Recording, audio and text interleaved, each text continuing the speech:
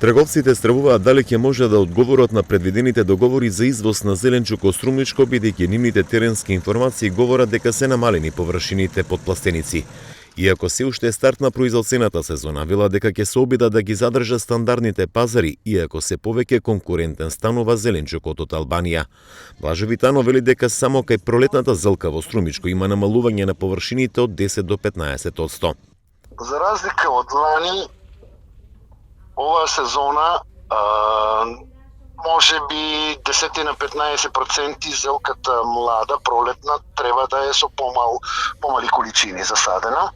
Према изворите од магазините сите кај што контактираме, додека томатата е многу повеќе намалена како артикл. Исто е и со краставицава долга, и кратката ја нема веќе. Меѓутоа малце повеќе сега се форсира на пиперката. Има повеќе и љута засадена, има повеќе и сладка засадена пиперка. Заради немањето сигурен откуп и цени кои ги покриваат произведените трошоци, во Струмничко од година во година се намалуваат површините под пластеници.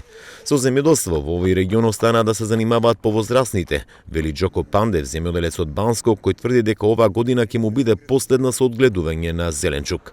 Знам, ама и за това напуштија децата избегани од тука останаваме сами. Значи, они се малку пошколувани сега, тие генерации напуштија се живо.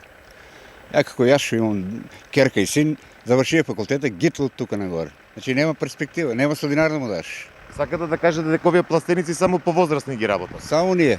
На кај 50 години, после 50 години, друго нема ништо.